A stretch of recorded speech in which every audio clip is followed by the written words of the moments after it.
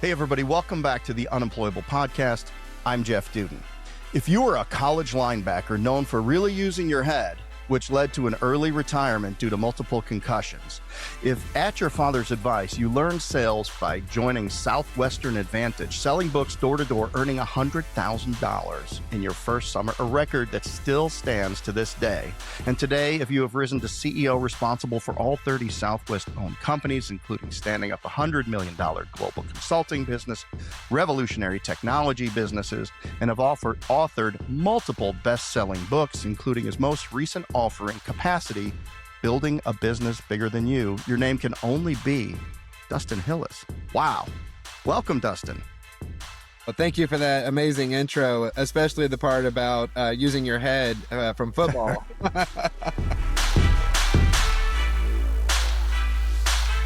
Yeah. So do you play? That was a painful memory. Right? How old were you when you started playing? Man, 8th grade was my first time playing football, and I wasn't very good and worked my way up to a college scholarship my freshman year. And then, yeah, concussions ended my career early and my aspirations for making the NFL. So, Yeah. Well, we have to, we have to be ambitious. And we got to set big goals. I mean, I had a goal to go to the NFL and I didn't make it, but I made it maybe halfway there, and it's farther than I ever would have gone. I mean, everybody who starts in a sport should be like, I wonder if I could be that Olympic diver or whatever it is. But, and you remember, I don't know how old you are. Maybe you're in the same era as me, but those helmets back in the day, man, they were just like, let's take a hard piece of plastic and let's put some hard foam inside of it that doesn't really fit the head. that's We'll right. put a chin strap on there that looks like a G-string and, go run into each other. Well, a couple of things. I think that the helmet definitely played a role and the technology has improved. And my two role models were Ray Lewis and Stone Cold Steve Austin. So when I would play, I would imagine that I was either Ray Lewis or Stone Cold Steve Austin. And if you remember, his signature move was the torpedo. And so I would just lead with my head and I would imagine I'm like Ray Lewis where I could just do anything. And for the concussion protocol, that didn't equal success. Sometimes it made a good highlight reel though. It did. I coached 12, 13 seasons of my boys' football growing up. And, when we started, it was all head across the front, keep your head up. But I mean, your face mask was part of the program. And, and that's connected to the helmet for those who don't pay close attention to football. And then at the end of it, all of the coaching clinics started teaching this gator roll, get your head behind, and you see it now, it's more grappling. And yeah, do they give up a few yards? Do they maybe not dislodge the ball like they used to? But I tell you what, player safety, they've done a really, really good job with it. And anytime you get anywhere around the head and neck, I mean, they're going to throw a penalty on you. Yeah, that made a big difference. I didn't do any of that back in No.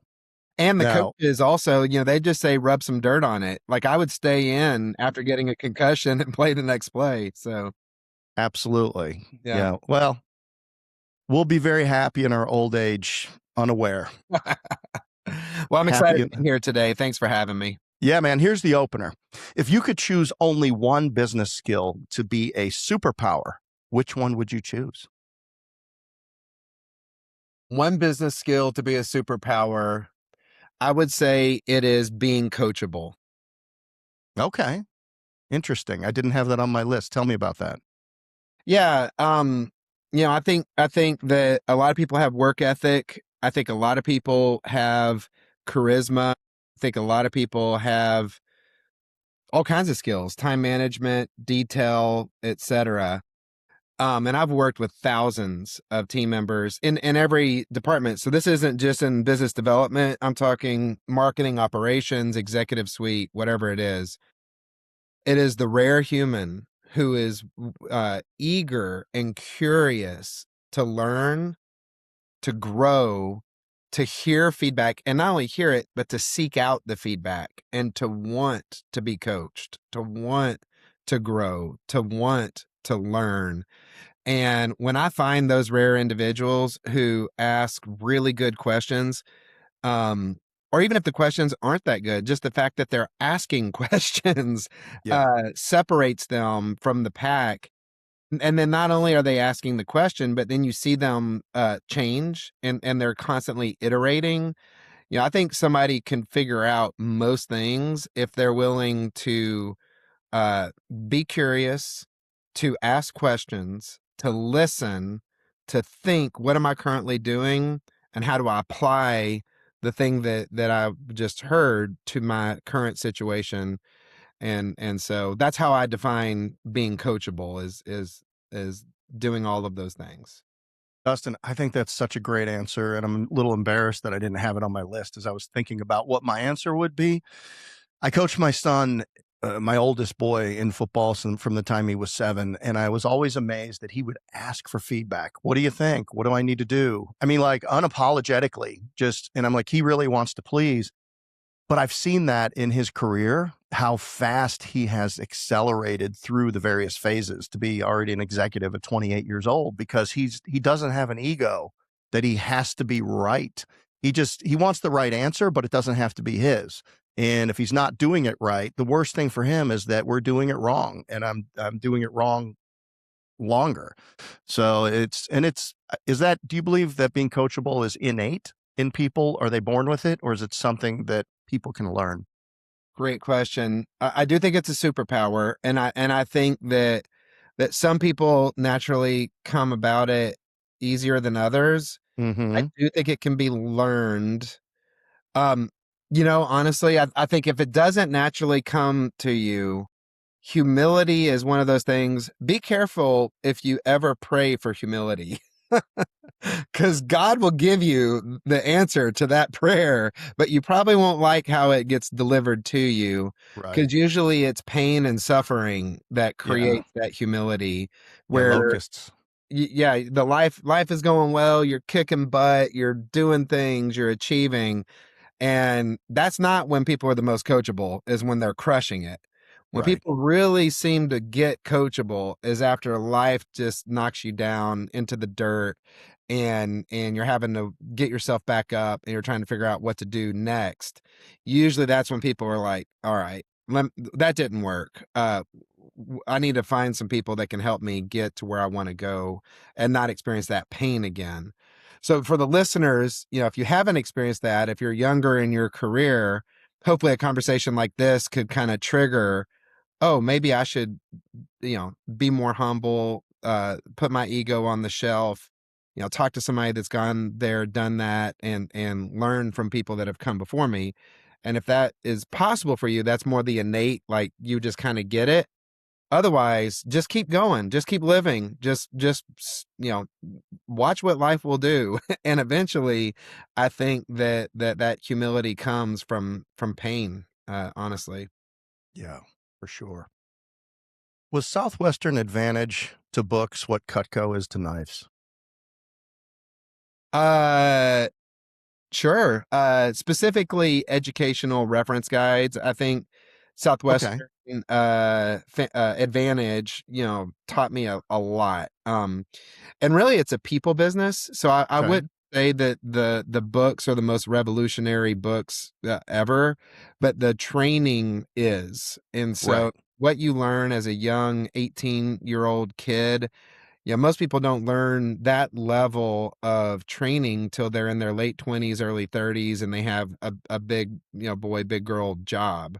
And some people never learn it. But they teach you time management. They teach you self-discipline, personal accountability, goal setting, positive attitude, positive affirmations, how to overcome rejection, how to problem solve, and then they throw you into the toughest environment known to man. I mean, selling door to door, 80 hours a week, straight commission, 1,000 miles away from home.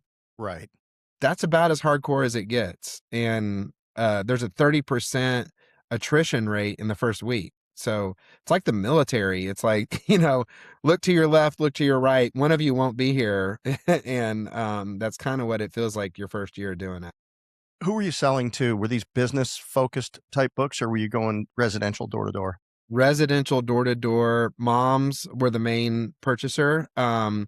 So think of kids reference guides, so math, science, history, social studies, and they're like Okay. a homework helper guide is what they are. Okay. Is the company still out there today? Yeah, yeah. There's kids knocking on doors every summer, and there's a strong European presence. So a lot of folks from Estonia, Latvia, Lithuania, Bulgaria um, fly over to Nashville, get trained up, and they go out and knock on doors. Oh, outstanding. So you join this organization. Somebody says, you say, how do I win at this game? And they say, well, everybody else is going to be selling 80 hours a week. You need to sell 85. Everyone else is going to have this many pitches. You need to have more pitches than them. So like I consider myself and a lot of my success being too stupid to fail. Like, just do it. And so you went out and did it. You set this record. Who was it in the organization, or when was it when they looked at you and said, this is talent. We need to try to get this talent into our organization? Did you go straight into Southwestern, or what was it like from your path selling as a college student to moving into the organization full time? Yeah. Before I answer the question, you said something that I've always found interesting. You have to be dumb enough to be smart enough to be coachable. I like that. Yeah. So you have to not let your ego think you know it all, and Right. you have to accept you might be dumb enough to be smart enough to listen to somebody. And I think I definitely had that my first year going into it, where I just heard, hey, this is a 150-year-old company. They're handing me a script. They're telling me this is how you do it. And actually, I went through this funny filter my first year, and I thought, even out of selfish reasons, this guy on stage telling me how to do this job, I'm pretty sure he gets paid if I do well. So it'd be really dumb for him to show me how to do this and it not work. And so I kind of went through this psychological thing going, even if this guy is not having my best interest in mind and he selfishly is looking to make more money, he would probably tell me how to do it right. And so I might as well do it exactly how he says to do it. And so my first year, yeah, I did have a conversation with the manager. His name was Roger. And you did a good job of kind of replaying it, where he said most people work 80. My goal was to be number one. So it was like 2,000 first year salespeople out there. And I was trying to figure out how to do it. And it's funny because I actually didn't do any prep work before that first years of training, which most people came in knowing the sales talk or having some level of training, and I came in cold turkey. So he tried to convince me to stay an extra week because I couldn't get through my approach, which means knocking on the door and having the words to say to get in the door. Mm-hmm. And and so not only did he tried to convince me to stay another week, then on top of that, I'm saying, hey, also I want to be number one. And he's just like, what a joke, you know? And he Yeah. said, well, okay, if you're going to try to be number one, everybody's working 80 hours a week. You have to work 85. Everybody else is doing 30 demos. You have to do 35 per day. And so I was just dumb enough to be smart enough to actually do it. And I went out and worked 85 hours a week. I went out and did 35 demos a day. And because I didn't have the whole script memorized, I asked one of the senior people, "Hey, out of this big long script, which one's the most important part?" And they said, "Oh, the close is the most important part." So I actually flipped to the back and I memorized the close first before I knew the demo, before I knew anything. So once I got actually out in the field and I would like just take out the books and hand it to Miss Jones, she would start looking at it and she'd go, "Oh, it has math." And I was like, exactly. And everything else works the same way. And I'd go right to the close. And I found that later that was, accidentally a really good thing to do. Is most people talk too much. Most Right. people oversell. They go past the buying line. And I never experienced that out of sheer just, I didn't know the rest of the script. My second year, a guy followed me, and I ended up, I finished number one my first year out of all the first years. And then my second year, I had a team of 8 people, and a guy that had been working with the company for 10 years shadowed me my very last day, my second year. And at the end of the day, I said, "Hey man, what'd you get from the day?" And he goes, "That was the craziest thing I've ever seen." He said, "You just sold more in a day than I've ever sold in a day in my 10 years of doing this job." And he goes, "You have no idea what's inside these books." And he just shook his head, and he goes, "If you ever take this serious and you learn the actual demo, you actually learn the product, you take it serious, you're going to break the company record." And that was the seed that was planted in my head. And I remember driving home from Texas all the way back to Nashville going, number one, what is the company record? Number two, that's interesting that he said that. That sounds like a fun thing to try to do.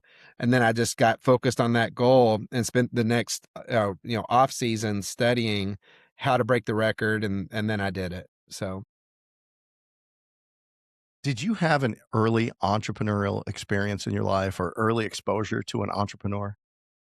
yeah, my dad started a company. Okay. He started a flooring business. It was called Hillis Metro Flooring. Funny, Okay. that's how I got tied in with Southwestern. Was he moved us from Texas to Nashville, and was looking for office space. And he literally looked in the newspaper. This is when people actually looked in the newspaper for office space. And there was a lease available at the Southwestern building. So he leased an office space at Southwestern. And this is a crazy story. 20 years later, my dad came to visit me when I was running Southwestern Consulting, and his face got white when he walked into my office. And I said, "What's going on?" And he said, "This is my exact office that I worked at, is now where your office is." And so That's he that's full circle. isn't that crazy? He That is actually ended crazy. up selling his company to Southwestern. So he had a come to Jesus moment. He went to a meeting called Promise Keepers. And Yes. Yeah, I'm uh, familiar with it. yeah, so I was about 13 years old, and he just realized, "Hey, I'm working and I don't know my kids, and that's wrong." And he came home and told my mom, "Hey, I'm selling the company and I'm going to spend time with my kids." And so he approached Southwestern, which was the building he was in, and he would run into this guy Spencer who owned the company in the hallway, and he said, "Hey, I'm interested in selling the company." And Spencer said, "Let's talk about it." And they bought my dad's company from him. Hmm. And Southwestern, is it Southwestern proper that started acquiring all these different businesses? I know when you joined as the CEO, I think there was 19 businesses. I think you grew that to an inventory of 30 businesses. And in technology and across many disciplines there. How did, like, what was the philosophy of the company and how did it choose which companies that it invested in? Sure. So the name of the global conglomerate is Southwestern Family of Companies, is Okay. the current name. It's gone through iterations. At one point, it was called Southwestern Company, and that was actually when I became CEO. One of the first things I did was, when you would drive in, there was a sign that said Southwestern. Then when you pulled up to the front door, it said Southwestern Company. And then when you walked inside, it said Southwestern Family of Companies. And so we did a huge rebrand. We actually changed the logo, and we got rid of all the other company names that were out there physically on signs and digitally, and streamlined everything, and rebranded as Southwestern Family of Companies. And that was the first thing I did as CEO. But the um Gosh, I forgot what your question was. What was the question, Jeff? It was about maybe we can go to that. Acquiring businesses, evaluating businesses, what's a Oh, fit, what goes right, together. right. So we Yeah, build, I build franchise brands, and we have a platform of 5 property services businesses. So they're related in as much as we do work in buildings and homes, and we're a service business. Some of our businesses have more products than others. One's a rental model. But at the end of the day, when we talk to people strategically about it, they'll be like, you need to be able to articulate why these companies go together. yeah, And, buyers are looking for that. When I looked at the portfolio of Southwest and some of the things that you've done, really cool technology companies, business consulting businesses, what was the tie, or what was the through line that you look for when you're looking to acquire a business? yeah. So the numbers that you were mentioning were a little different. There were a bunch of different businesses that had been acquired and rolled up and kind of folded inside of different companies. Part of when I became CEO was sorting through all that. Um, once I left, I think we had about 19, 20 companies total that Okay. were reporting to me as CEO after 4 years. We had to kind of there was a lot there. But we did launch a few. I became president of an insurance company and launched a insurance company over the holidays. I got my insurance license and then I think we recruited like 300 or 400 people our first year and did over 1 million in revenue. So that was kind of while I was CEO and running the coaching consulting business. I launched the third company and was president of the insurance company at the same time. So that was a wild and crazy year. That was really a lot of what the book Capacity, I started thinking, how can I increase my capacity to run 3 companies and grow 3 companies at the exact same time? And it came down to those systems and those processes. And that's really where I started thinking, this is pretty unique. There's not probably many folks that would attempt to do this. And so but there was a lot of things and I'm very thankful for what I learned in that process. It definitely made me a lot of who I am today and develop skills in me and appreciate that and still have friends that are there with the coaching and consulting business that I co-founded and beyond. I still think that it's the greatest college training program, but really excited about what I'm doing today. So I think you're also blending a couple of things. So I have a company called All Things New Ventures that I started Right. after 20 years of working with Southwestern, and I really looked at a lot of publishing companies and direct sales companies. That was a great experience for 20 years, but I really wanted to get into technology. I wanted to get into like military drones. Right. So I did a lot of research, took a year off, and thought, what are the macroeconomic trends that are heading into the right direction where there's tailwinds and not having to work so hard, do things the hardest possible way, but what's something that would actually the world wants, the market wants. And I spent a lot of time thinking about that and went to a lot of conferences, read a lot of books, listened to a lot of podcasts, like hundreds. And what I came to was artificial intelligence is the future. It's going to be bigger than the internet. Um, Military technology is going to become a central focus of the world. And by the way, this was 3 years ago. So you look at where we're at today, and it's like, yeah, that's easy. But 3 years Right. ago, I saw around the horizon, so to speak, Mm-hmm. specifically drone technology.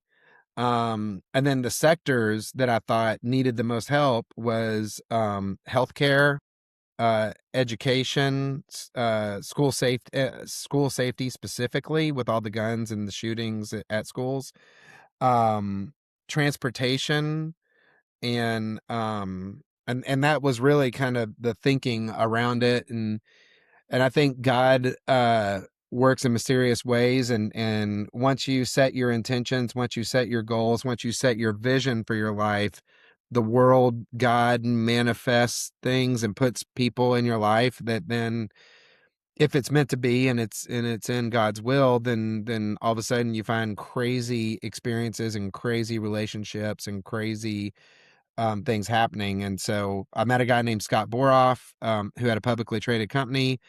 It was called Healthcare Integrated Technologies at the time, and he asked about my background and organically growing businesses, and I wanted to learn how to raise $10 million, and he said, "I've raised over $1 billion on Wall Street. I'll show you how to do that if you come and help organically grow this business with me." And so that really launched becoming president of what ended up becoming Safe Space Global Corporation.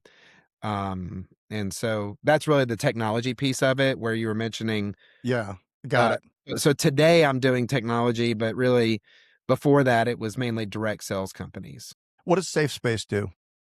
Safe Space's vision is to be the global leader of multimodal AI technology. And so we have team members all over. We have an office in Hyderabad, India, is where our technology team is, and we're in 4 verticals. So we're publicly traded. So if you wanted to check us out, you could just go to your publicly traded stock ticker and type in SSGC, and we're a fully audited pink sheet company. Our goal this year is to get uplisted onto the New York Stock Exchange big board. We've checked 5 of the 6 boxes to get uplisted. And the last box to check is the $2 per share price point. And that's literally just people buying the stock is what drives the stock up to $2. And then once that checks, everything else is we have $5 million cash on the books, debt free. It's really hard to get to the New York Stock Exchange. We've done Right. all the hard work. Now it's just people buying the stock to get it to $2, and we're there. So what we do is 4 different verticals. So number 1, school safety. So we have an AI product that does weapons detection and notifies the SRO. And we have a partner that then locks the school down. It notifies 911. It routes them to specifically where the school shooting is happening. We also have a partner that has revolutionary technology, and we have an LOI with them where we're creating a joint venture and augmenting their sensor to our AI that can detect weapons at distance through a building and through a car. Wow. So I'm going to say that again. We have a partnership with a company that can detect weapons through cars, specifically if it was an AR-15, from 500 feet away. Okay, so I have a building. I put some sort of a piece of hardware on top of it. You may We, not be able to say, but at the oh end of the yeah, day, device. you. Yeah, It's that's like right. the Israeli circles of security, right? So you stop the threat. The first stop of the threat is going to be as far away as you can possibly get it. As soon as a gun goes onto a school campus, this device will tell us that it is there, and our AI will tell you if it's a threat or not. So then our AI takes over license plate reader, facial recognition. So obviously the cops are coming, the resource officers, the school police, they have guns, and we know they have guns, and the AI doesn't trigger on them. But it will trigger on someone who's not allowed to have a gun on a school campus. That then sends it to a human in the loop. They click the button on their cell phone that says, yes, this is a threat. That then triggers the back end. 911 inform takes over, locks the school down, calls 911, routes them there before they ever get out of their car. We Wow. also have a partnership with Skydio.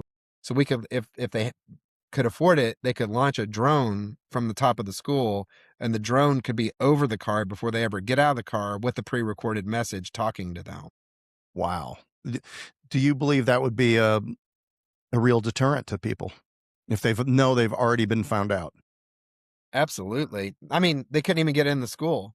Yeah, They had a drone over their head yelling at them. They would have the school locked down. You could have a siren going off, and the sure. cop would be there in less than 2 minutes. Yeah. Wow. Not a school in the country that wouldn't want it. We are looking at statewide implementations, currently talking to Alabama and Tennessee, and we're well into those conversations. Is it cost prohibitive based on what you've seen with budgets and whatnot? What's the value of saving kids' lives? See, you are a closer. You went right to the back page. I don't think there's a budget when it comes down to solving this problem. That's right. Now it is affordable.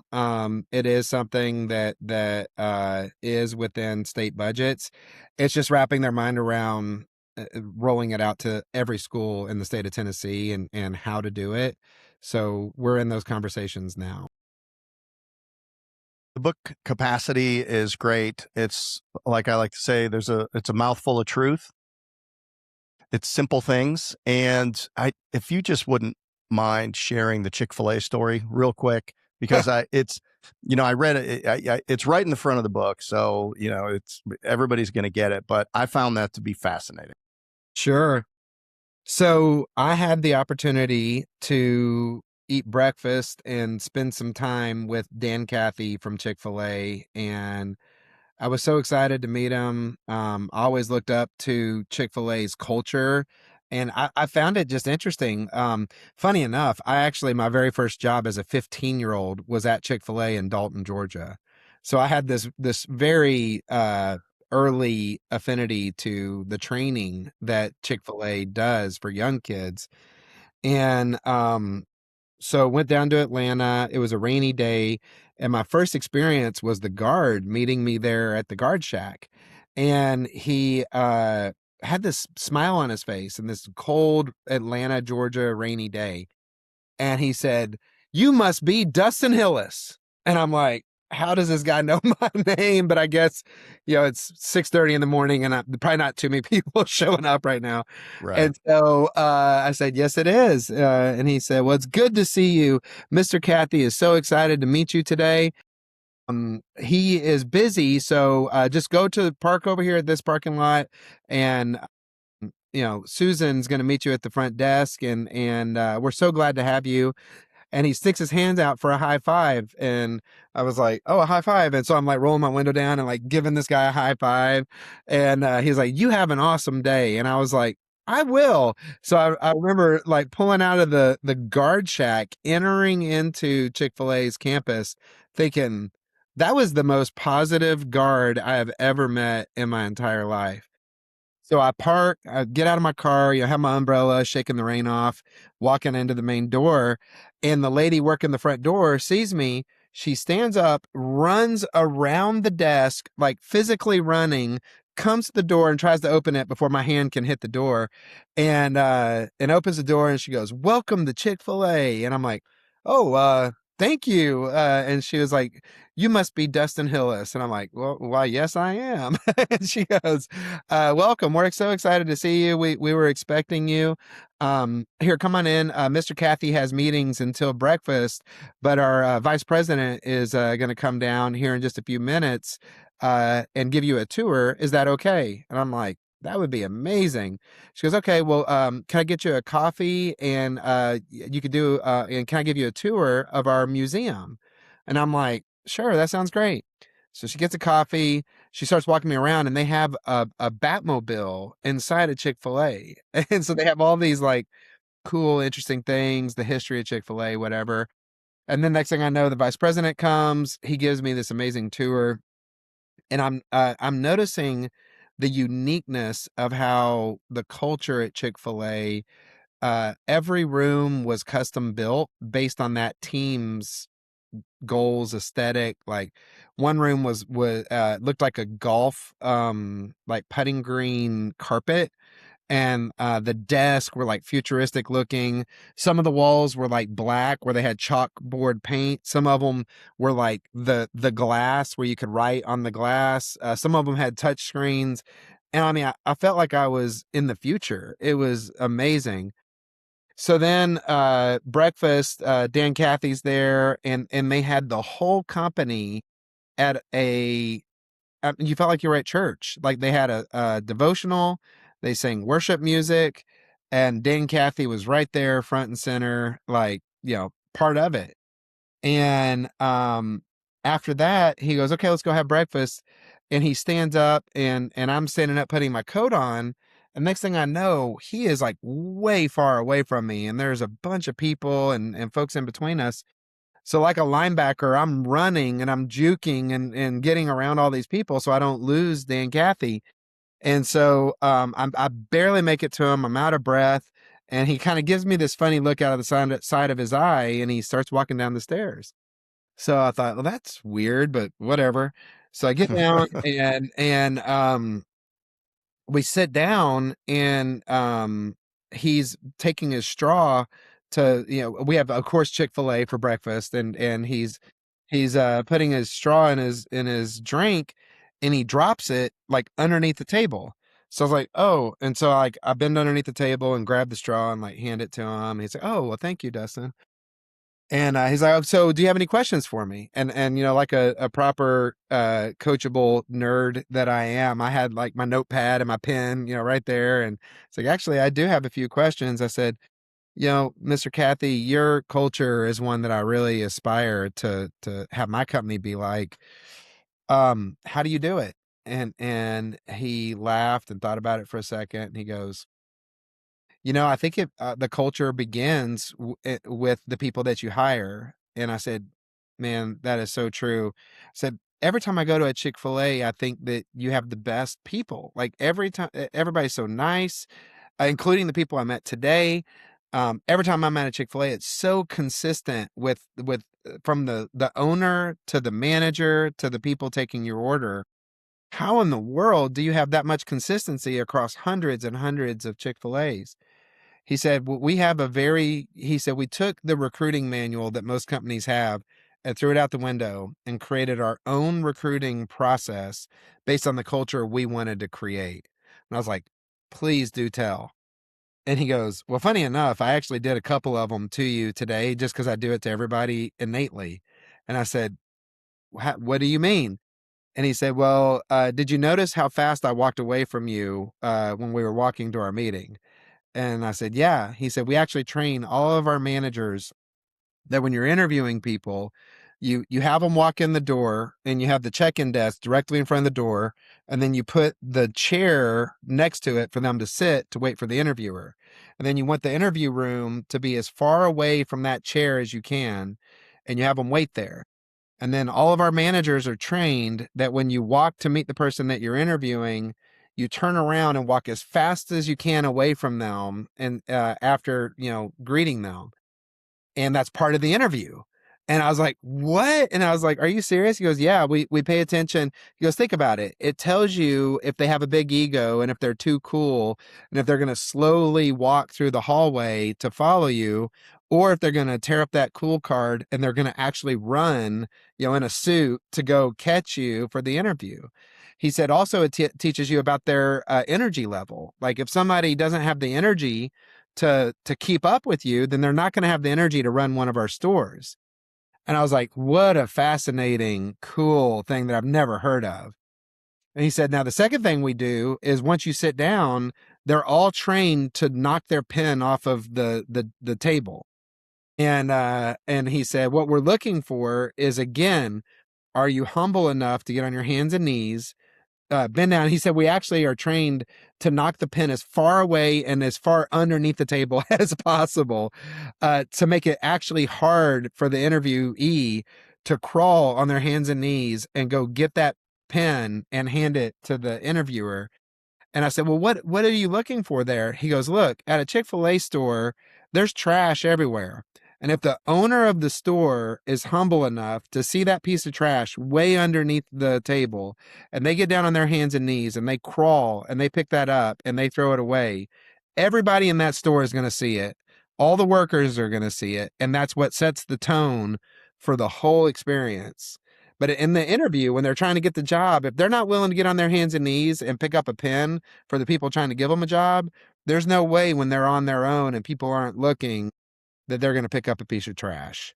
And I thought that is the difference between Chick-fil-A and all the other businesses. that made such an impact on me. And we've had our little things over the years that we've done to qualify people, little secret things like that, just to see. And it's more, and but I don't think we've institutionalized it as well as we possibly could have. It's more when people get to me, I have things that I do to try to see what kind of athlete they are, how humble they are, and a lot of them come from traditional interviewing techniques that I just put my own spin on. But the thing about Chick-fil-A is, and what are they now, 19-20 billion dollars in sales? The last time I checked, they were the number one food franchise, and they were number one. I think the average store revenue per day is double the number two competitor, and they're only open 6 days a week, and their competitors open 7 days a week. Yeah. So their per store revenue average is double McDonald's. At the interstate where our business is, there's a Chick-fil-A right next to a McDonald's. And the Chick-fil-A has double lines and, people out of the cars getting the orders, and there might be 30 or 40 cars in line, and there might be 4 at the McDonald's. My expectation is I will still get better service at the Chick-fil-A. Yeah, same.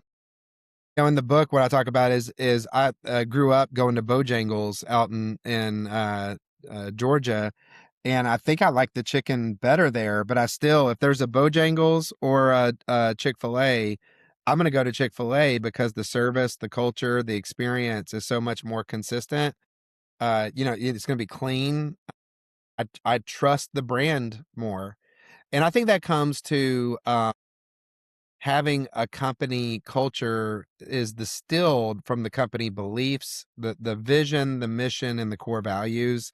And I think that Chick-fil-A has done such a great job from the top down with their vision, their mission, their core values, that really has been what drove the culture and the consistency. I'm not sure if I read it or if it was something that I listened to you say on another podcast, but you're a mission first guy. Why? Wait. Why? Because you've got your values, you've got your purpose statement, you've got your value statement, you got your vision statement. You have all of those. You have all of those to pick from, but you say, I start with the mission. Why is that? The mission is the fuel. The mission is really what matters. I think life is too short to do something just to make money. And it seems so shallow to have a job. It seems so unfulfilling to do something just because somebody told you to do it. Sure. And I think that God has called us to live into our talents and our gifts and to be into service of others. And I think being on a mission, whatever it is, creates that purpose and fulfills when you're on the right mission, you feel as if you're living into your destiny. And when you can tap into, like, why did God put you on this earth? What are my unique skills? And what are the problems that I want to solve with that? How do I want to serve humanity with the unique skills that God gave me? Then you're not working anymore. Now you're just like out there crushing it on a mission to fulfill the reason you're here. And when you can really tap into that, you become an unstoppable force. You've obviously developed your own science and borrowed methods from people around people. And you've done an incredible job leading and scaling businesses. And to me, it's always about the people. Because at the end of the day, I mean, AI is creating certain opportunities. There's robotics, but at the end of the day, it still comes down to a high concentration of A players, people that are aligned, people that are passionate, people that are curious, people that like what they're doing, people that have a responsibility to play for others and to everybody wants to be part of a winning team and everybody wants to do meaningful work. And these are all of the things. So what are some of your beliefs around delegation? And when you came into this tech company, it sounded like it was very early. When you needed to raise money, what are some of the early things around delegation when you go into a new build? Like, what are some of the first things you do around people? Yeah, great question. And I do agree that you build people and those people build a great company. That's a motto I learned back at Southwestern from a guy from Spencer. So I think that delegation is one of the cornerstones of capacity. And it starts with your executive strategy. So the first pillar out of the 5 pillars of capacity is executive strategy. And that is where you think about who is doing what. So start with yourself. If you're the leader, you're the owner, you're the uh, entrepreneur, create a job description for yourself. And I find when coaching and working with other leaders, they rarely do that. They're just kind of the catch-all. They're just doing everything. And to say, wait, what are the unique things that I should be doing to grow the business? And you start there. Then you build out a corporate structure or an executive team structure to say, all right, well, if I'm doing this, then that means I need other people doing, let's say, finance. I need other people doing marketing. I need other people doing business development. I need other people doing HR and legal. But until you segment, like, all right, as the leader, what are the things that I need to be spending 90% of my time doing? And what can I get other people to do to support the business to build it bigger than me? And a lot of leaders that start, pretty successful companies, they don't ever get out of their mind that that structure is the thing that creates the growth. So what I hear a lot of entrepreneurs say is, I just got to work harder. I just got to, get that one big client, and they think that there's going to be this thing that I actually think you can get to about $10 million through sheer willpower. Like I have seen it Sure. over and over again that you can just be a badass entrepreneur and you can just grind it and just work and get a team of people that all report to you that just work their asses off. and and and Right. you can ring the bell at about 10 million. But to grow from 10 million to 100 million, unless you're in some really, really specific like technology business that doesn't need an infrastructure, most of the time to get from 10 million to 100 million, that executive strategy is the thing where you have to create departments and you have to create job descriptions and you have to delegate to people that have responsibilities that you empower them. And delegation means you stop doing it as the leader. That's right. Now, there is a caveat to that, and I've messed this up. I learned this the hard way. Is delegation as a leader, especially to a vital part of the business, should always be done up to 99%. Meaning there's always 1% connected back to you as the leader, where you're still checking in, you're still aware of everything that's happening. And there's not this silo that is completely autonomous that you have no idea what they're doing. Right. So delegating as like the CEO up to 99%. So that's like your top person, you trust them, they have a budget, you don't worry about them, but there's still that 1% where once a month you have a financial review, you look through what they're doing and you just check in to make sure is everything still on track and you're not oblivious to what an entire department of your company is doing. And so and then from there you find how many times you can duplicate that again and again and again.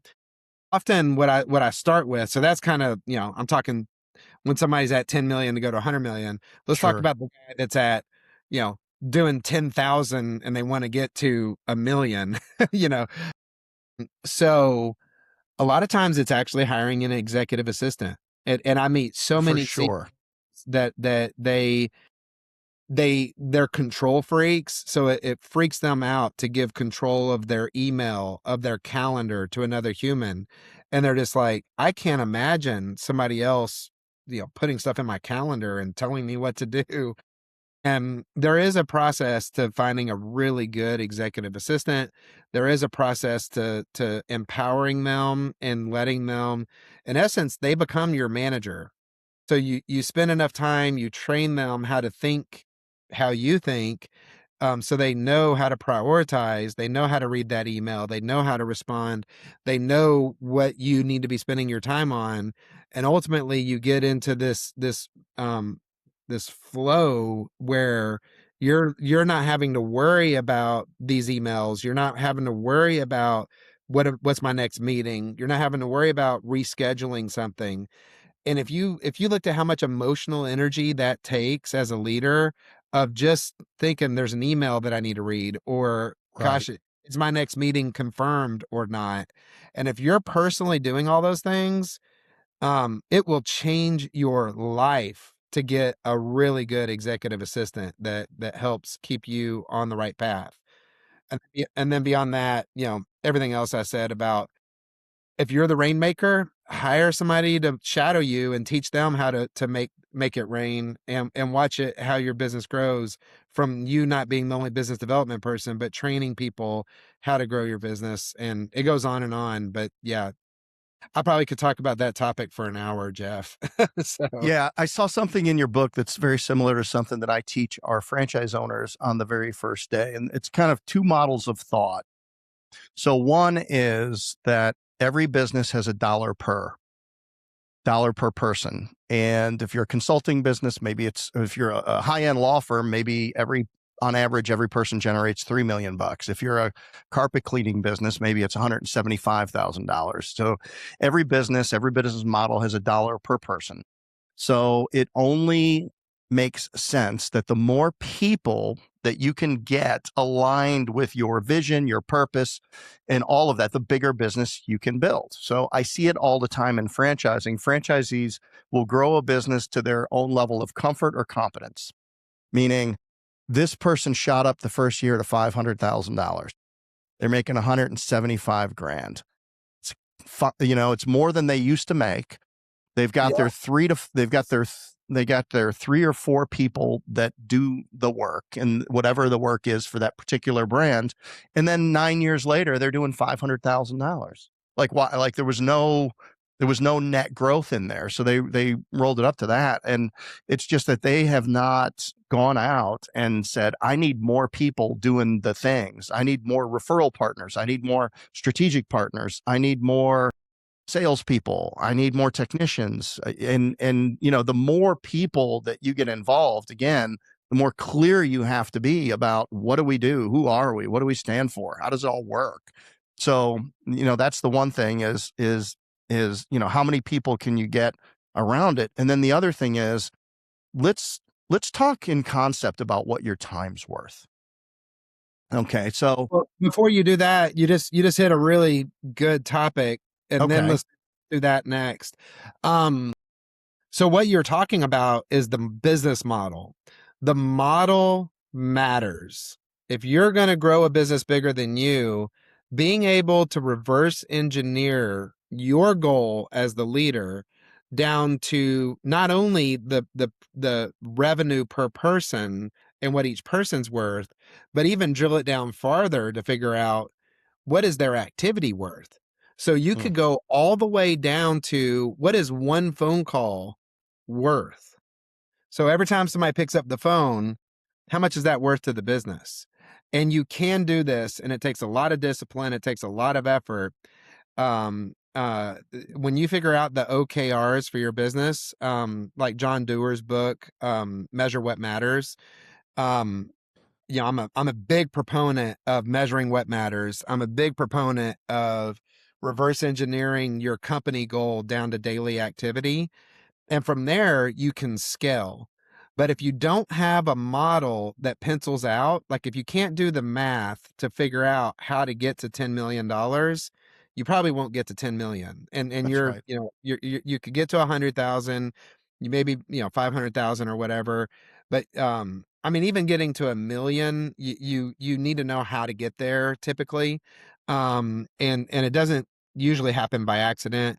So, when you can model out, well, and in order to know how many people you need, I think you need to know, to your point, what one person is possible for producing. So that comes down to drilling down to daily activity. So it's a quick overview of how to do that, and this is in the book Capacity. If you wanted a breakdown and to remember how to do it, is you start with what's your average customer buy. So what's the package that you sell? What's the revenue from that? And if you want to figure out profit, you could also do it with profit. And then you say, all right, now how many customers do I need to hit, how much money I need per month? Then you can figure out how many customers you need. And then you can figure out, all right, can one person sell that many customers? Do two people need to sell that many customers? Do three, do four, do five? So then you can figure out how many customers that does each person need to sell per month to get to that company budget. Then you reverse it from there and say, all right, in order for us to get one customer, how many presentations do we need to do to get one customer? So then you can figure out how many total presentations do you need per month and how many people do you need to do that many presentations per month. Then you reverse from there and say, all right, for us to do one presentation, how many phone calls do we need to make to get one person to see a presentation? And then from there, you have that number and you figure out, can one person do that? Can five people do that? And then you can drill that all the way down to say, how many phone calls do you make in order to do that? And then you can say, well, shoot, we only have to make 100 phone calls to get to one customer. Each customer is worth $100,000. So therefore, every phone call's worth $1,000. Right. And then you can start setting pay plans based on that too. So you can say, hey, I could probably afford, somebody for $100,000 if they're going to produce $1 million, and we're going to make $500,000 off of the person that's making 100,000. So you can really start making everything within your business model an ROI. And when you can ROI all the decisions you make, it gives you confidence as a leader to hire more people. And because sometimes that's where people get scared to grow, is they think, I can't afford it. And it's like, well, you can't afford not to if you understand your business model and you realize that these people are the way to that growth for the trajectory. But again, the model is what gives you that confidence, and that model is what matters. And I've seen it where people don't have a business model and they're just hiring people without understanding the math. And that's when things can flip upside down. That's when you can have more overhead, and you could have a fixed overhead where actually the more you sell, the worse it becomes, because you keep having to hire more people and you lose money as the revenue grows. And that's the worst case scenario. So I know that was kind of a lot, but you really hit an important topic there about really dialing in your business model. Some of the things you talked about are forward-looking metrics. I was in Vistage, and they shared a case study about how they grew Vistage, which is a CEO organization, and they brought in a new CEO, and he basically did the math, because the math is always the path. And he said, okay, if we're going to have this many new members, then we need to have this many new interest meetings. And if we're going to have this many new interest meetings or one-on-ones to ask people to join, then you've got to have the interest meetings. So to have this many interest meetings, you've got to make this many phone calls, and you got to get, and he just did the math backwards. And sure enough, over the next 3 to 5 years, the system doubled, because they would know, based on the phone calls and the interest meetings that were being held, whether they were going to hit their numbers or not, because it's just the conversion was relatively static. Like you knew what the percentages were going to be. So if you just focused on the top of the funnel and made more phone calls to get more people in the interest meetings, to get more people to the one-on-one, altar calls, and say, you really need this. That was that. And so the discipline of the intention of knowing your business model is what keeps small businesses from staying small. Yep. And when you can pencil it out, when somebody can show me mathematically how they're going to get somewhere, I believe them. And then Yes. it's just execution. But if Right. you can't show me the path of how you're going to get from point A to point B, you're just gambling. Right. Yeah. You're hoping. Yep. You're hoping. And I think that the second concept that we were going to talk about was this what's your time worth thing. So, Yeah. my talk track around that is, okay, if I wanted to make $50 an hour, what is the subset of things that I could do? There's a lot of, that's about $100,000 a year. And there are many jobs, side hustles. I could do wholesale real estate. I could sell cars. I could take a marketing job. There's so many ways that I could make $100,000 a year. Now, if I decided that I wanted my time to be worth $200 an hour, I wanted to make $1,000,000 a year. Now my choices become much less. Mm-hmm. And so now what happens is, as you ratchet up your dollars per hour from 50 to 100 to 200 to $500 an hour, then the things you have to say no to get to be much greater. So you can't do things, right? So to your point, and I think I've heard you say, you built $100 million consulting business. Well, the next thing is you want to build $1 billion business. So Yep. you took a year to say, I'm going to build $1 billion business. Maybe that was your thinking. Maybe it wasn't, but I've built $100 million business. The next logical thing is to build $1 billion business, or a business that's worth $1 billion. So I better do a lot of research, because I'm going to have to pick very carefully. And because I'm going to have to pick carefully, I've got to have tailwinds. It's got to be a market that's big enough so that I can compete in it without running out of running up against any kind of saturation. So you come Yep. up with AI, military technology, health, education, transportation. And inside of that, now you manifested, because now you show up at places where those people are, That's right. and you know what you're looking for in terms of partnership. You're a who not how guy, like I am. I'm a Dan Sullivan's a good friend, and I'm a big fan. And I'm in Strategic Coach. I'm 58 years old. I've been building businesses my whole life. I still go to Strategic Coach. Love it. So, and so at the end of the Funny day, my dad was an early adopter of that. really, Yeah. yeah, That was yeah, my first exposure, was him. So yeah. It's Dan. They're just the tools are good. I had so many executive assistant fails until I got into Strategic Coach and I used their tools. And then all of yep. a sudden my executive assistant works. And, Yep. I just wasn't holding my mouth right. I just wasn't doing it right. And so at the end of the day, though, if you're an entrepreneur, and like you have to be very careful about the things that you choose and what you say no to. And the other thing that you can do, you can toggle the time invested, right? So like right now, I know that if I'm going to get into a business, that I better be able to do the math out to $100 million, Yep. because I've set a dollars per hour on my time. Yep. And I know that, and the way I calculate that, I include the money that I'm going to make along the way, and then I include the pre-tax exit. Yep. So if I'm going to generate this much value back to myself, and then of course you have to figure out what percentage of it do I own. So now Yep. what are the variables? You've got your time that you're going to invest in something. You've got your along the way compensation, board fees, consulting fees, whatever you're going to get out of it. And then you've got your exit value based on a percentage of what you own of the business. And then you've got to say, that's how much time that I can put into this if it's going to conform to my personal business building model. And I Yeah. think when people get to your level, whether knowingly or unknowingly, it's like, if I'm going to do this with my time, then it's got to be worth a certain amount. And I think that thinking, especially for first time entrepreneurs, is pretty foreign, but I also think it's helpful. 100%. So a huge part of everything you just said is actually getting into the mind frame that you already are earning that much money. Hmm. So convince yourself of whatever your number is that you are making that much right now. So if you want to make $1 million a year, then now the per hour piece is interesting, because lifestyle might play a huge role for certain people. So I hear this a lot.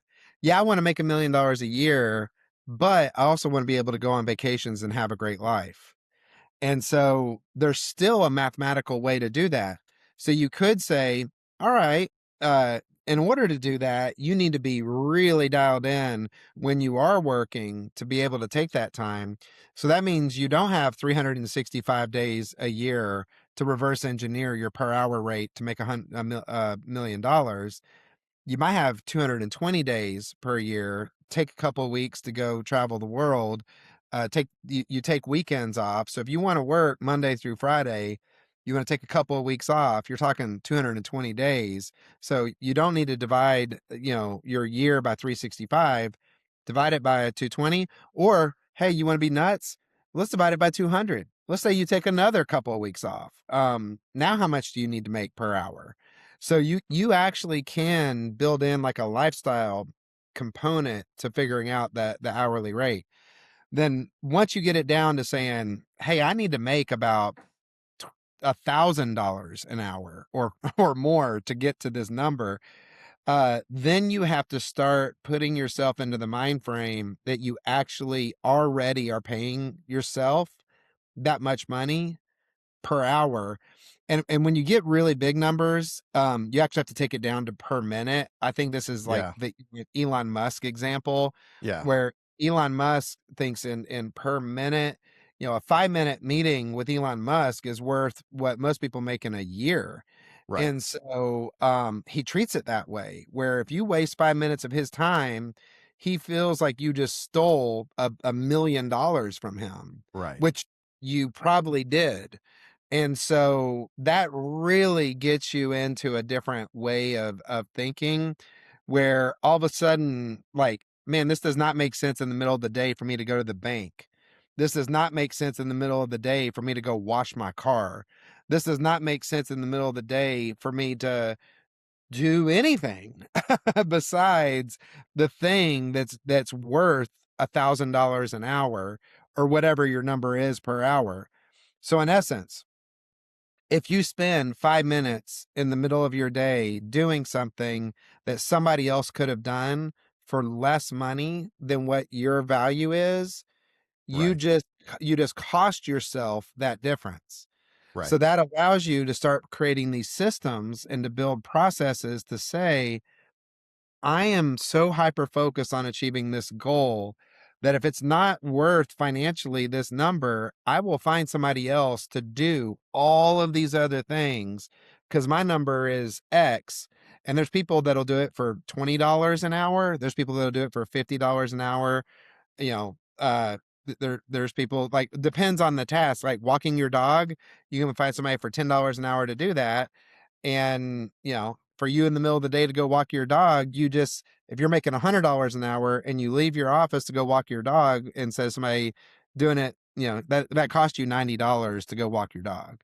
Right. So, I think it actually is a mindset more than anything. Is you figure out what the number is you think you should be making and that you're worth, and you make all your decisions towards, I'm already making that. And what's cool, Jeff, is when you do this for long enough, once you finally have that first year in your life where you make $1 million a year or $2 million a year, and when you set that goal, it was like the wild and craziest thing you could possibly think of, is like, man, I'd be somebody making $1 million a year. When it actually happens and you look back at your W-2 and you're paying taxes and you're like, holy shit, I made $1 million a year. You actually don't experience that. You actually just go, yeah, that's exactly what it should have been. Cause Right. for years I was acting as if I was making $1 million a year. And then when it actually happens, it's not that big of a deal. Right. Right. You had mentioned lifestyle. Lifestyle plays into this equation because I believe that, and this is a Dan Sullivan thing, but if you're ambitious enough, that doesn't mean that you have to sacrifice other things that matter to you as well. Your faith, your family, the things you want to do. It's just, you're just having to do the Rubik's Cube a little bit differently to make sure that everything fits inside of it. And then it forces you to be more critical about things you do and you don't do. You find capacity inside of things. So one of the things, and I mentioned to you before we started that I went to your book and I read when I got to the last chapter, it was basically said optimal capacity. And, I've written a few books, and my editors are always like, Jeff, this isn't a book.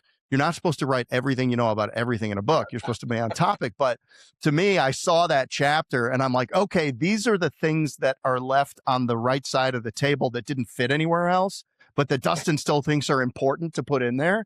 And boy, I was like, man, this last chapter, we could do a 2-hour podcast just on that last chapter, because it was nugget rich environment back there. And one of the things I want to ask you about is, you made some comments about family. And one of the rules that you set was this 3-day rule, where if you were going to be out of town for 3 days, that your wife and your daughter had to come with you. And it's not perfect. It doesn't happen every time, but tell me about that, or how somebody who's been as successful as you building businesses, multiple market segments, size, scale, all types of different, public, private, and then yet you still keep your family as a priority. And then actually you went on a sabbatical and you made that work. Yeah. So it actually happened when we were pregnant with my daughter. So this was 14 years ago. And at the time, my wife was an entrepreneur. She started Nashville's first mobile fashion truck. And so she was driving around selling her jewelry to different boutiques. And then I was running the coaching consulting business. And there was this moment in time where it was like, holy crap, how are we going to have a kid and do all this? So we sat down and set a vision and set some goals and said, hey, nothing's more important than our family.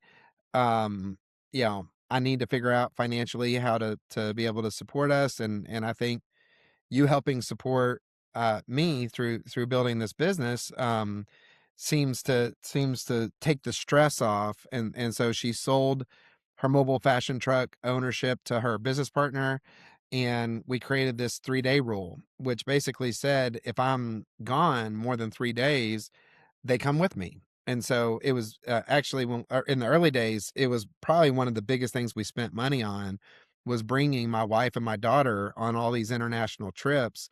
We had an office in Estonia, Latvia, and London. And what was cool was through that process, the unique experience that our family got. My daughter, by the time she was 10 years old, had 30 stamps on her passport.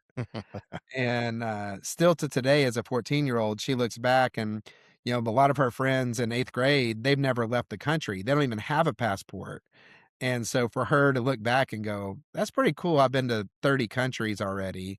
And she's old enough to appreciate it now. I'm just thankful we did it. And I'm thankful that we had the ability to do it. So that's something that I don't take for granted. And yeah, the other thing was walking in while on the phone, and I used to be bad at that, and I think it was causing problems. And I just made a decision that no matter how busy I am, no matter how crazy the fire was that I'm putting out, um, I found through a lot of pain and a lot of messing up, that when I would walk in on the phone, and even being 5 minutes late, like you walk in late, you're on the phone, and your wife hasn't seen you all day, it's sending a message. It's saying you're not the most important thing, and I'm what I'm doing is more important. And it took me a long time to realize this, but once I did, I think it made a huge difference. So I would just tell people when it got to 5:59, I got to go right now, and I would just hang up the phone. And it's interesting is people are always reacting to the boundaries that you set in your life. Yeah. So if you tell people you're going to end that phone call at 5:59 and you do it 10 times in a row, all the people you're talking to will realize they need to talk faster, because you're not going to be on the phone at 6 o'clock. Like, the phone call is going to end. And you might have to hang up on a few people for them to realize, oh, like I don't have 5 more minutes to finish my thought here. Right. Uh, and then when you walk in, there's like a mental shift. I had to do this little like visualization that the door threshold to my house was just a new realm. and like all the other shit from work was in this other world that I was leaving. And then I'm walking into a new world where they didn't just experience the 12 hours of insanity that I just went through, and nor should they. And so I shouldn't walk in and be like, well, you won't believe what happened today. I mean, we just, did all these crazy things. Instead, it's more, how was your day? And like, tell me, gosh, tell me about the soccer match or practice, and how was your lunch? And like, you just you gotta go into like a different mode. And the quicker you can do that, I think the more your family just doesn't feel like you're a workaholic. Like, cause if you walk in and you show them I'm late and I'm working when I walk in, and no, oh, the other one was no phone calls at the table. So just like, Right. the phone, if you have to, put the phone in the other room, turn the phone off, don't have the ringer on, whatever, because some of us are ADD and it's impossible not to look at the phone. Mm-hmm. But if you only get 1 hour with your family per day and you have 12 hours with everybody else you're working with, give them that hour and Sure. and give it everything that you got. Um, and I'm not perfect. Again, this was just a goal, and I do think that it made a huge difference. Um, I've been married 20 years now. I just celebrated my 20-year wedding anniversary. And there's some years that were really good in this category, and there's some years where, I needed to improve and re-look in the mirror and remind myself of these rules and principles and ideas that do work. So Yeah. Dustin, what are the most important things you're spending your time on now? Are you speaking? Are you building the tech companies? Where's most of your focus and energy? yeah. So um outside of family and all of that, work wise, I would say, uh yeah, so Safe Space Global Corporation, again, the publicly traded stock ticker is SSGC. The website is safespaceglobal.ai, safespaceglobal.ai, and growing that. So I really feel that our four segments with schools, healthcare, transportation, and correctional facilities all are the most vulnerable populations that are out there. I believe that AI is the most powerful tool that's ever been created. And I believe that we are training the AI to be modeled to save lives. And we're focused on the people that need the most help with schools.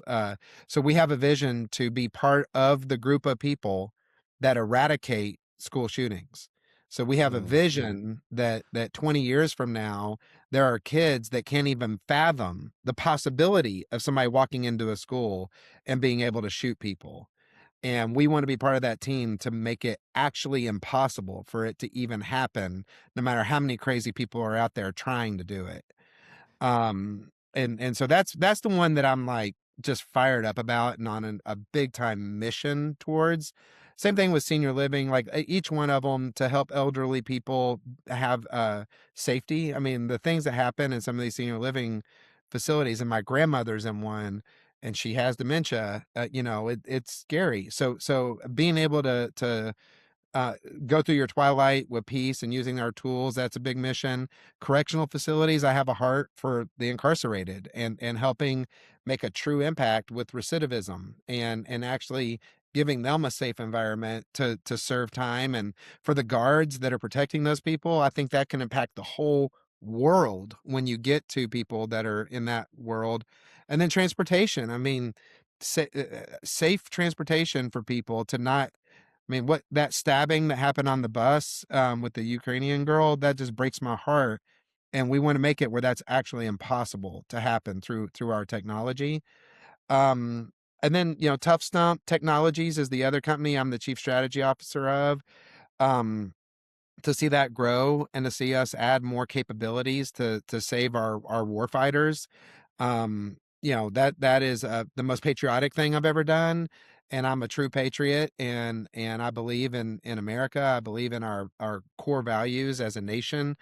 And I believe it takes people focused on protecting the values that built America or we could lose it. And I think that we're pretty damn close on some fronts of losing the identity that made America America.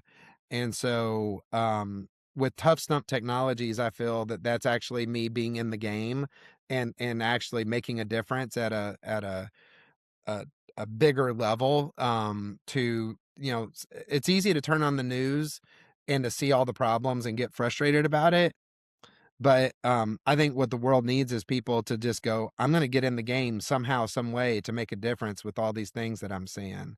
What does So, Tough Stump do? so it's a military drone technology company. It does tracking and training for special ops. Okay. So, TAC is kind of the ecosystem team awareness kit. So imagine Google Earth for mission planning, and Tough Stump trains special ops guys. Well, in the entire military, we have an online learning platform called Tough Stump University, and so you can go and get certified on how to use this platform to do mission planning. And I mean, think all the stuff you see on the news is probably getting planned on TAC before they go do it, and then they're using that as their platform to go do all the things that the military does. And so Tough Stump is the top trainer and integrator. So think of all the technology that would need to integrate into that, and Tough Stump is the top integrator at a very specific and high level. Drones tracking, training. That's kind of the bread and butter for Tough Stump. Man, cool. You have found your way into some very, very cool businesses. And in the senior centers, are you trying to reduce elopements? What are you doing there? Yeah, exactly. So we have the number one elopement prevention product. The biggest competitor is this product called WonderGuard, and we have a non-wearable solution to help people with dementia from elopements. So it's facial recognition. It's tied to the door locking mechanism, and an alert goes out through our AI to not only not let them walk out the door, but then notify the RNs and anybody working there, hey, somebody's trying to get out Yeah. that shouldn't be getting out. And the wearables, it hurts their skin. They cut Hmm. it off. Like you can actually, you still can escape with a wearable. So Yeah. that's what Scott Boroff, the CEO over at Safe Space, saw, and he wanted to create a non-wearable solution for elopements. So we currently are in 24 locations. We just expanded to almost double that. We have new healthcare facilities that are getting integrated right now, and we want to be the leader in elopement prevention with our AI software. Awesome, Dustin. It's been fascinating. I've got a curveball and a fastball for you if you want to play a little ball. But Let's do before it. that, tell people how to get in touch with you. Oh, great. So my website is dustinhillis.com, DustinHillis.com. You can also go check out Capacity, my new book. It actually came out today. I don't think we mentioned that. So Capacity actually is now available in all the bookstores. There it is. Yep. Yeah, here's you got it right there. And so you can go to Amazon. I think most people, that's where they get their book. So Amazon, you can buy it today. The audiobook came out. I'm actually listening to the audiobook again right now, and I'm excited about it. It actually has an actor that kind of sounds like me, that has a southern draw. So you can imagine it's me listening to the audiobook.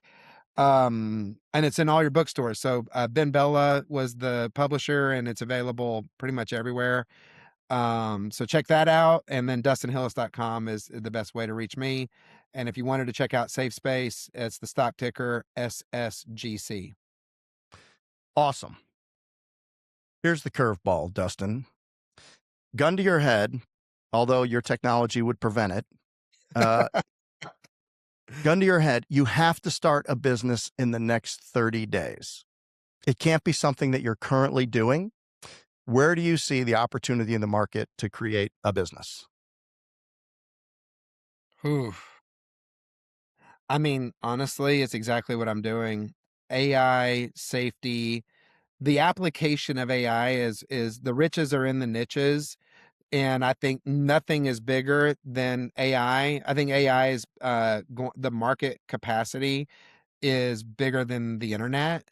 And so finding ways to have AI help serve people in meaningful ways is the future. And so if you don't know how to use AI to actually like have boots on the ground, so I'm not talking just chat GPT, I'm not talking just like fun. I'm talking like, how do you solve a problem using AI? Yeah. So I feel that's what I'm doing every day. And I'm finding new ways for our team. We started off in healthcare and then we expanded last year from healthcare to schools, to correctional facilities, to transportation. So for me, it's just finding more verticals where it's like, where's the biggest need? And I think that's what most people should do. Instead of thinking of how to make money, think of what's the biggest problem that I need to solve. Yeah. And when you solve the biggest problems, the money comes. So don't think of it of like, where can I make the most money? Think of it as like, what's the biggest problem and what are the tools that are available to solve that problem? And AI has changed the ball game on the tool available to solve problems that maybe 5 years ago you knew was a problem, but you didn't know how to solve it. I'm willing to bet if you take the time, you lean in, you don't think, oh, I'm not a tech guy. Now everybody's a tech guy. AI has made it where everybody can be a tech guy. So just kind of get curious about how you can apply that to solve really big problems. Fantastic. Last question. If you had one sentence to make an impact in somebody's life, what would that be? God loves you no matter what, and he designed you for a specific reason. And for you to walk into that purpose and to not shy away from that light and to accept who you are and to fulfill the reason you're here. There's nothing more important than that. Perfectly said. Dustin, thank you for being on today. Thanks, Jeff. I'm Jeff Dudan. We have been here with the incredible Dustin Hillis on the Unemployable podcast. Thanks for listening.